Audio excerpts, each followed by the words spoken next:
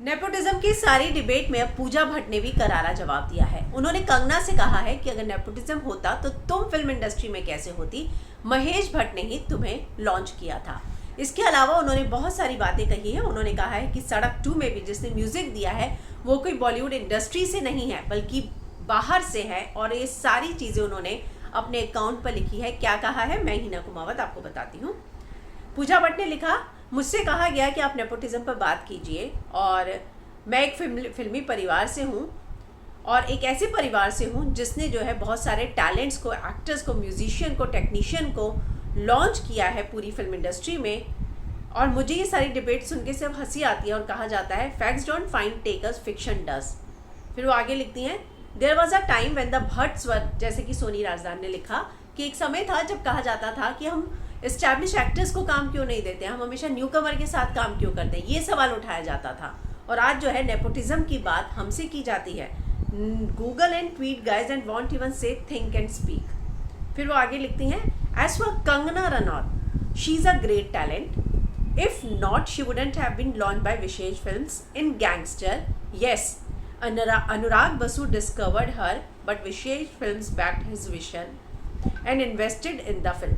वो कहती है कि मानती हूँ कि अनुराग बसु ने उसे डिस्कवर किया, लेकिन उसको जो है लॉन्च विशेष फिल्म्स ने किया क्योंकि हम जो है कंगना के टैलेंट में विश्वास रखते थे और अनुराग बसु के विजन में।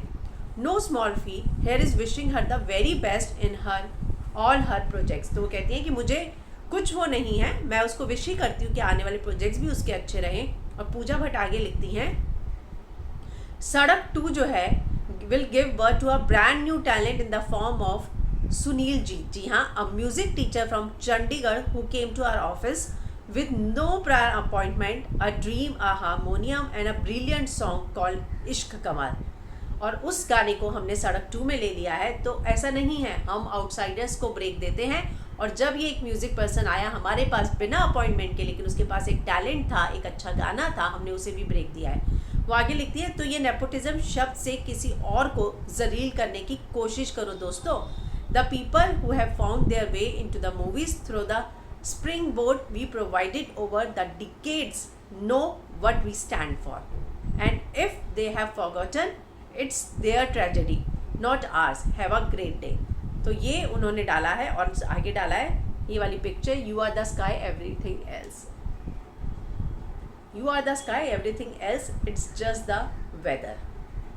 और उन्होंने इस तरह से जो है नेपोटिज्म पर करारा जवाब दिया है और कहा है कि जो लोग नेपोटिज्म शब्द का इस्तेमाल करके जलील करना चाहते हैं वो अपनी कोशिश कहीं और करें, यहाँ पर ना आजमाएं, क्योंकि हम लोगों ने हमेशा ही बाहरी टैलेंट को शुरू से ही प्रमोट किया है और आउटसाइडर एक्टर्स को भी हमेशा प्रमोट किया है। हमने कभी भी स्टार्स के साथ काम नहीं किया था और एक डिबेट चलती थी कि हम लोग स्टार्स के साथ काम क्यों नहीं करते हैं। तो इस तरह से खुलकर सामने आई है पूजा भट्ट और उन्होंने कहा है कि कंगना जो नेपोटिज्म की बात करती है उनको भी विशेष फिल्म्स ने ही लॉन्च किया था।